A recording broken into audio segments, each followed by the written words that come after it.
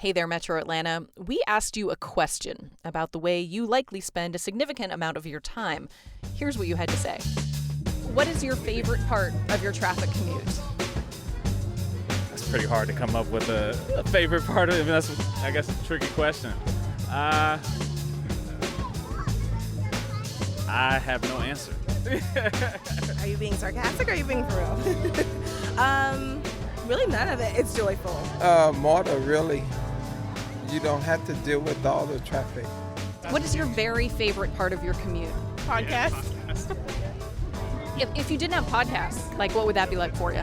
It would just be sitting in traffic. There's not a favorite part of it. I don't know. This is a weird question. The fact that I don't have to drive. I'm in like the 2 square miles of Atlanta you can actually walk, so I get to avoid all of that, at least during the week. So you're one of these people who walks by everybody in their vehicle? I go over the bridge and I just laugh.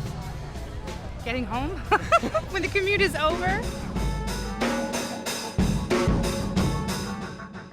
You have some pretty big opinions about your commute, what you love about it, and what you hate. I mean, I could probably time on a stopwatch how long it takes people meeting each other for the first time at dinner parties to start comparing their commute times. And why shouldn't we? Each year, the average Metro Atlantan spends 52 hours in traffic. No doubt, most of us would rather spend that time doing something else. And there are big changes on the horizon suggesting it won't be long until that's an option. Welcome to What's Next ATL, a podcast powered by the Atlanta Regional Commission in which we explore the big new ideas shaping Metro Atlanta. I'm Kate Sweeney, and this episode we're talking about the future of transportation technology. You know, self-driving cars. In reality, the world of transportation tech is a lot bigger than that. Also, it's already here. All over Metro Atlanta, cities and counties and private companies are testing things like autonomous shuttle buses and traffic signaling that prioritizes first response vehicles. But why should these transportation experiments interest any but the tech-nerdiest among us? Well, it turns out that it's all just the start of a paradigm shift that experts say will change a lot of things for all of us. So this is a story about getting from place to place, but it's also about equity, the environment, the future of car ownership. There's a lot to get into. Stay tuned.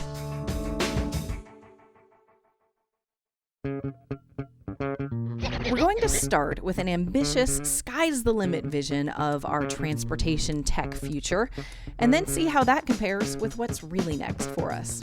Meet Wanis Kabbaj. He's the director of global strategy for healthcare logistics at UPS, which means he spends a great deal of time thinking about how people and things get from point A to point B. He has a vision for Metro Atlanta that means no drivers at all. Let's listen to him spin this vision at the 2017 State of the Region breakfast.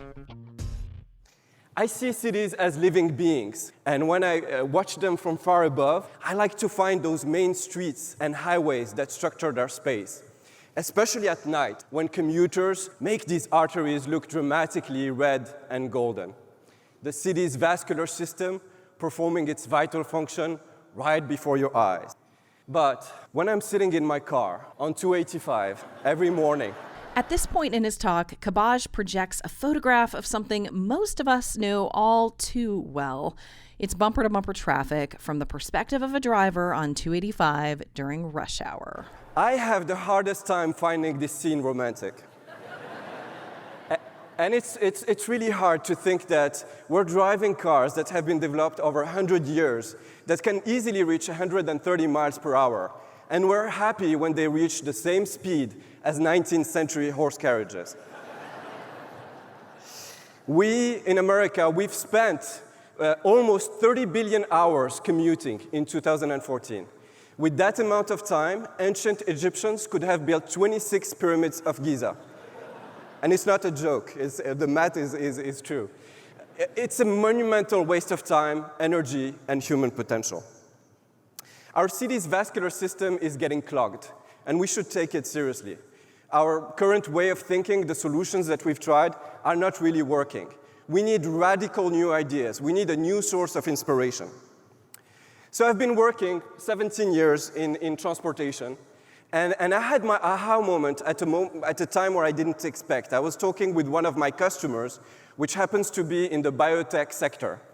And she was telling me about the elegance and extreme sophistication of the vascular system. And I thought, wow, the vascular system, all the veins and arteries in our body doing miracles of logistics every day. This is the moment I realized that biology has been in the transportation business way longer than UPS, Delta, or Ford Motor Company. It has been testing countless solutions to move nutrients, proteins, and gases. It really is the world's most sophisticated transportation laboratory. So as we're thinking about how to build the urban networks, fast-flowing urban networks of tomorrow, why don't we look at biology? Why don't we learn from biologic systems like the vascular system? I wanted to understand why. Why is it that blood flows in our veins most of our life when our big cities get clogged on a daily basis? And I don't know if you realize, but each of us has 60,000 miles of blood vessels in our body. 60,000 miles. That's 1,000 times 285. That's 2.5 times the Earth's circumference. What it means is that we have blood vessels everywhere inside us, not just under the surface of our skin. But if you look at our cities, yes, we have some underground subway systems and tunnels and bridges, but the vast majority of our urban traffic is concentrated on the ground. It's concentrated on the surface, with sometimes a very heavy reliance on few major roads. So in other words, our vascular system really uses the 3 dimensions inside us when our urban traffic network is mostly flat. And so what we need is to conquest that missing verticality.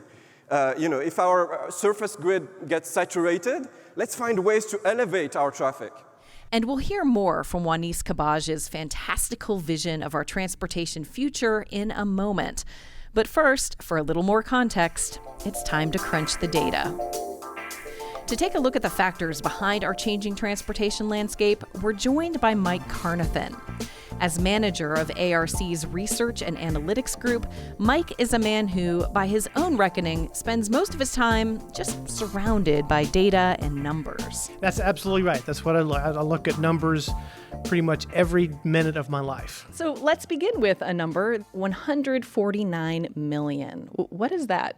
That's actually the number of hours that commuters in the Atlanta urban area sit in traffic each year. So that's like 52 hours per commuter. Wow. So for comparison, the average American takes around 130 hours of vacation each year. So that's about 3 work weeks. So that's like half my vacation, very that's nearly. Like almost half your vacation you're spending in a car sitting in traffic. This is really depressing, Mike. I know, it is. So, is Metro Atlanta really bad? Everyone likes to talk about Metro Atlanta as having the worst traffic problems, but if you actually look at it, if you look at this data that I'm looking at from the Texas Transportation Institute, Metro Atlanta ranks 12th. So, relatively speaking, we're not the worst. That would be D.C. But we still got an issue to deal with here. Absolutely. No Look, if you're spending 52 hours sitting in traffic every single year, that's obviously a problem. And we're ending today with a really big number, and that's 2.1 million. 2.1 million is the total number of commuters in Metro Atlanta. So we're not just talking car commuters, we're talking about people who walk, riding bikes, taking buses, trains. Right. These are the folks who are going to be affected the most by these new connected transportation technologies, autonomous vehicles. You could begin to see how huge of an impact this will have. So basically, the people who will be most affected are everyone. Pretty much. All right. Mike Carnathan, thank you so much for taking the time. Well, thank you, Kate. More on the impact of self-driving cars and related tech in the real world coming up. Stay tuned. In our last episode, we met 2 women in their 60s who've teamed up to share a house to cut down on costs, and who ended up becoming good friends. It's part of a trend we're seeing across the country, and we asked you in our listener poll whether you'd consider spending your older years sharing living space with a group of other people. 91% of you said sure. Some of you, in fact, told us you were already doing it. Meanwhile, the other 9% of you who responded to our poll said, no thanks. Hey there, if you enjoy What's Next ATL, here's another podcast you may like. It's called Talking Headways, and it's from the good folks at Streets Blog USA. Each week, host Jeff Wood talks with someone about a fascinating transportation-related issue or transportation-adjacent issue. Jeff's interviews include notable urbanism thinkers from all over, including Metro Atlanta, like his conversation with the Transformation Alliance's Odetta McLeish-White.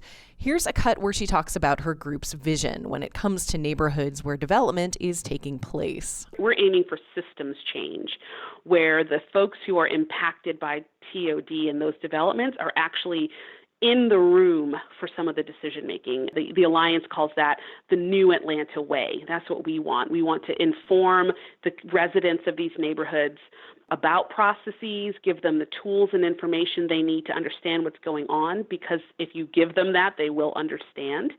And then try to open up with our connections access to the decision making. That episode is actually called The New Atlanta Way, and I really can't recommend it enough. And I can't leave out the episode called Walt Disney City Planner, in which you'll learn all sorts of crazy tidbits about how Disneyland and Disney World came to be, and Walt's obsession with trains. Who knew? That's the Talking Headways podcast. Get it wherever you get your podcasts or at streetsblog.org. Welcome back. Now we're going to hear more about a vision of a driverless Atlanta from Wanis Kabbaj. When we left off, he was asking, what if vehicles moved like cells in the human body?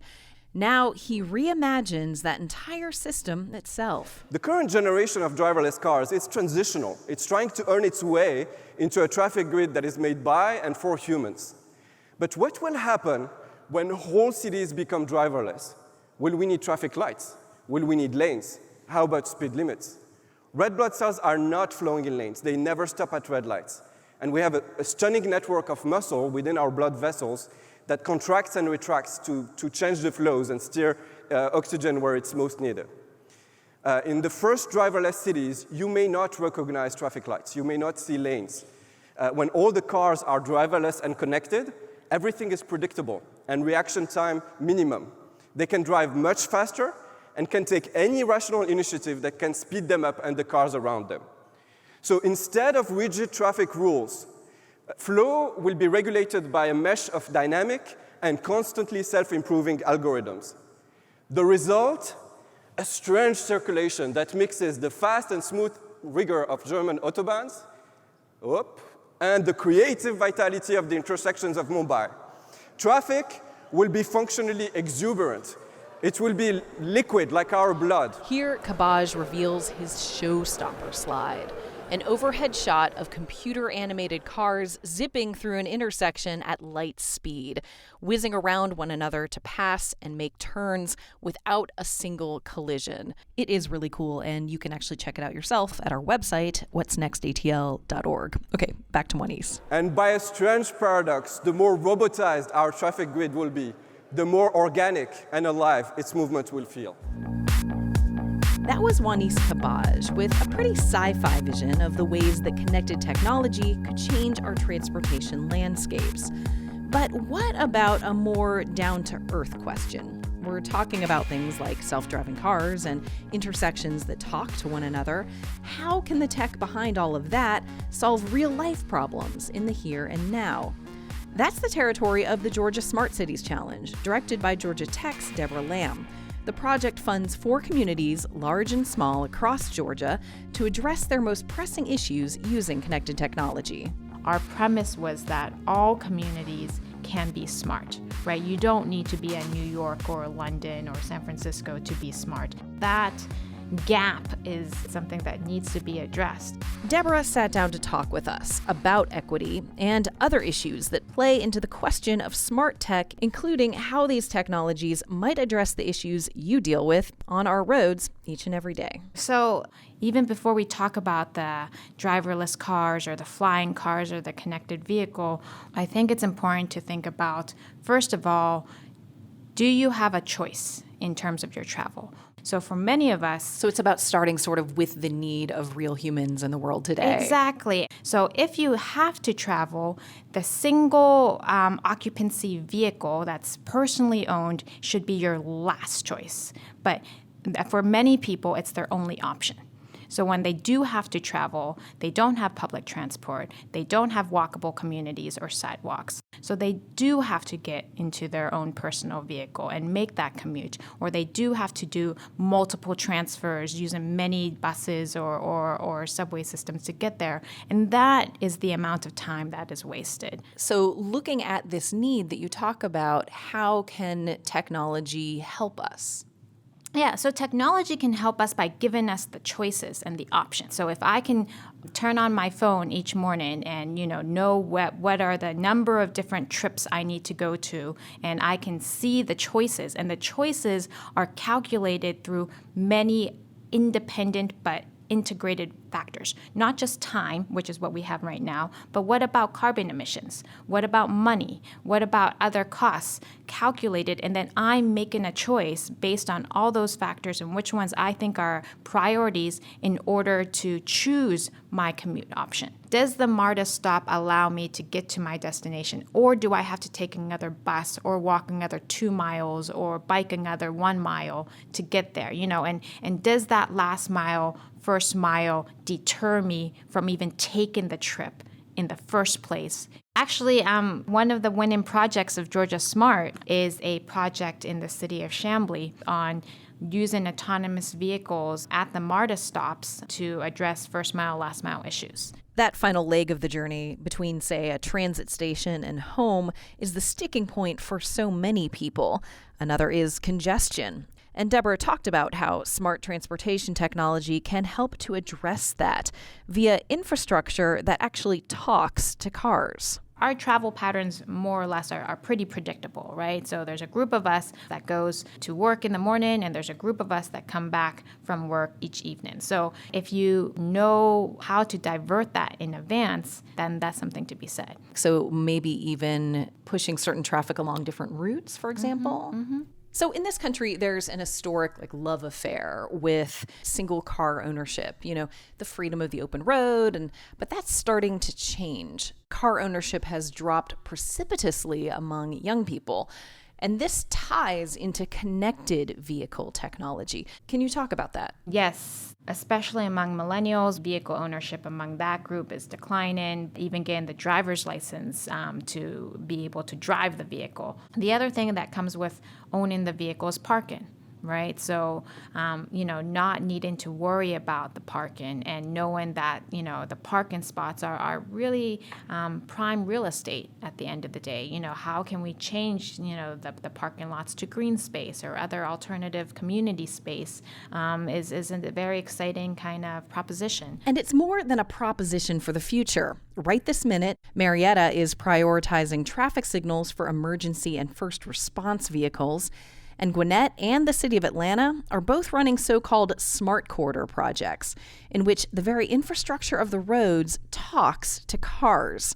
But what about safety? Is the bar higher, I'm wondering, for, say, autonomous vehicles?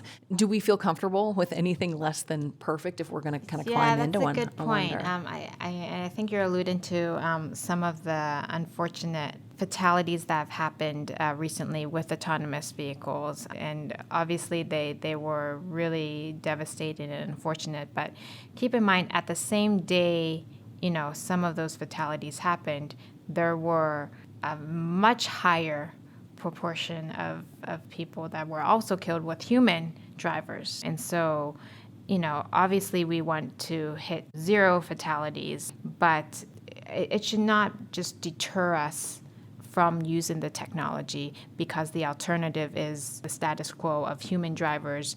At the end of the day, why is it important to innovate? Why not just kind of keep things like they are? Well, I'm not for innovating just to innovate. No, the reason why we're using the technology, it's 2 things. At the end of the day, we want people to be able to have choices around transportation, or we want to address transportation congestion. The reason why we are thinking more creatively about this is because there's the hopes that it will be better than the status quo, and it should be better than the status quo.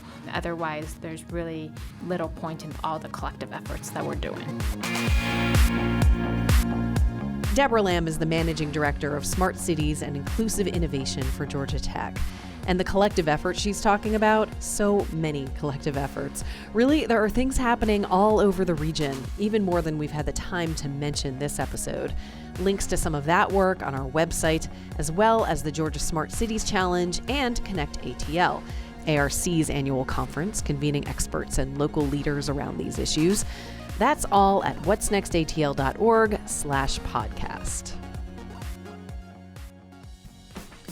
So, Metro Atlanta, when it comes to what's next for our commutes, the future is being built now. And we want your take. Will connected technology actually improve life in the region? What do you think? Let us know. Go to whatsnextatl.org/podcast and take our listener poll. We'll share the results next episode. That's when we move from cars to trucks. We'll meet Q Johnson, a self-described supermom who changed her life completely by becoming a tractor-trailer driver. So I was like, I love to drive. I want to see the country, so why not get paid for it? We'll hear what life's been like for Q since she started hitting the road 5 days a week, and about the training that made this choice possible at all. It's a good one, y'all. That's next time. And before we head out, you commuters, you can be a little ruthless. What is your very favorite part of your commute? Trying to get onto 400 from 85 North. You have to time it really well just to cut off the right number of people. Thanks for listening.